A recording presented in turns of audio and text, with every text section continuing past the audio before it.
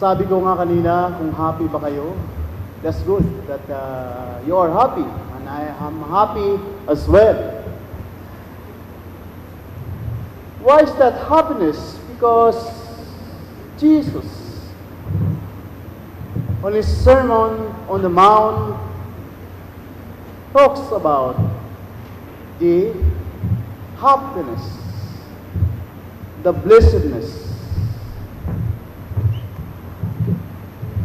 My dear friends, in Greek word, ito ay tinatawag na Makarios. In Latin, ito ay tinatawag na Beatos. Beatos. Literally, ito ay happy and blessedness. Yan ang ibig sabihin ng Beatitudes. So sinabi ko na mga kapatid, and this gospel is part of the Sermon on the Mount.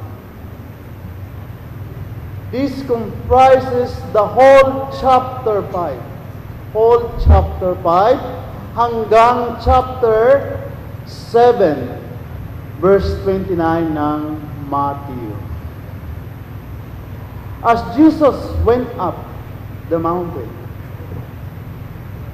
what we remembered, kung ano ba yung naalala natin? Sino bang umakyat sa bundok sa nung time ng Old Testament? Sino? Hindi si Moses. Moses, he went up the mountain.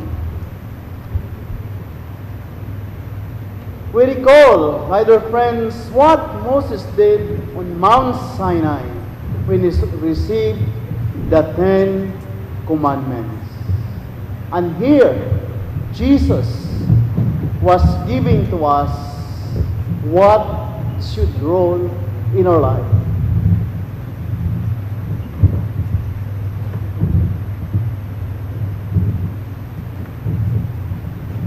Si San Mateo, itong evangelist natin, you know, he portrayed Jesus as the new Moses.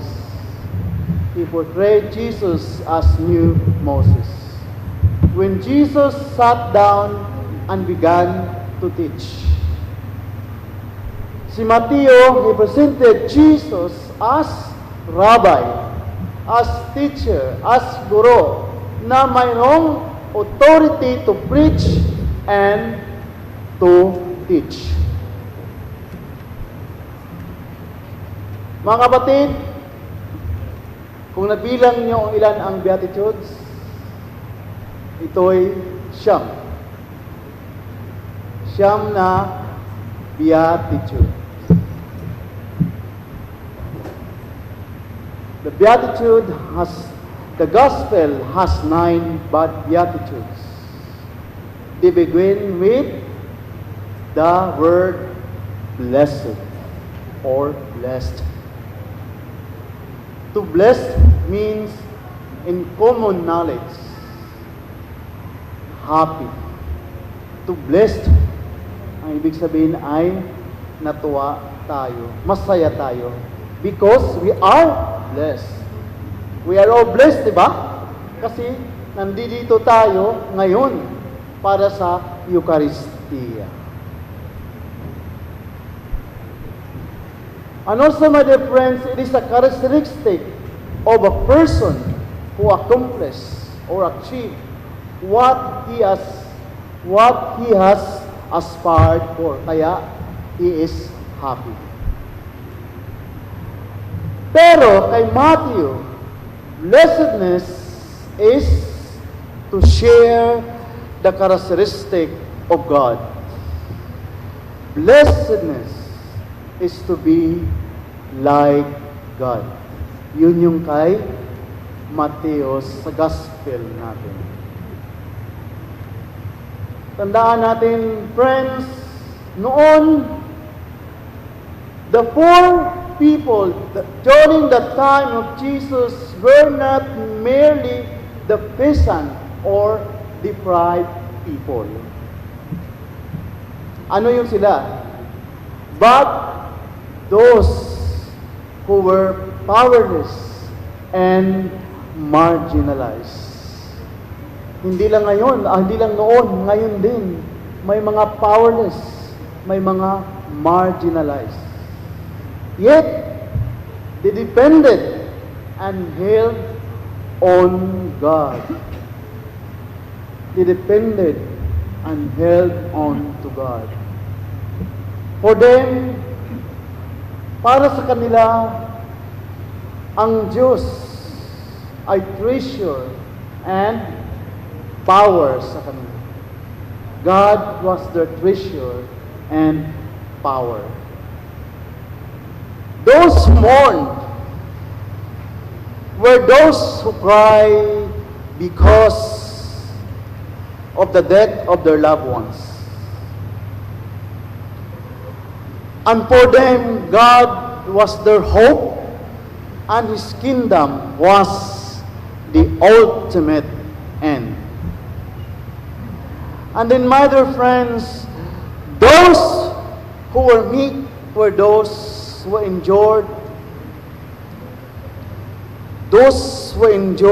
injury without resentment and with patience.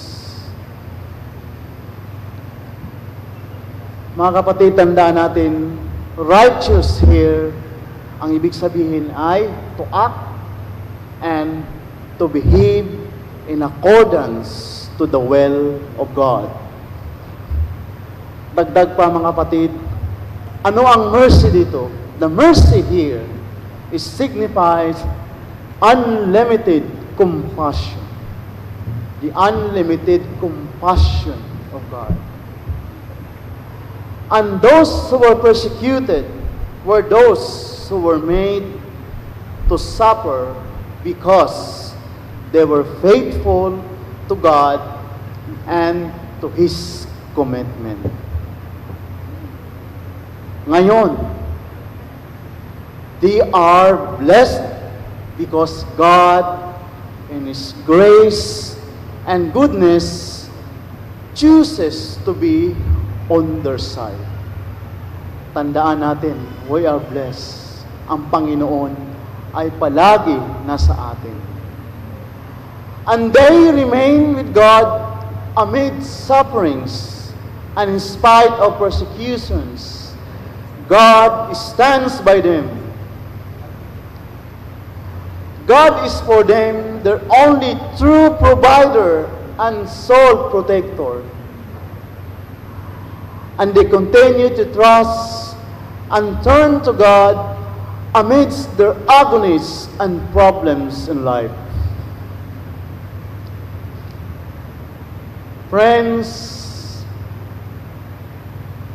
they are blessed because amidst their difficulties and hardships in life, they still act like God. Sinusunod nila ano yung mga utos. They are inspired people from their own experience. They look up to and live for God. They are blessed because they are sure of God's caring intervention and enjoys God's unending protection.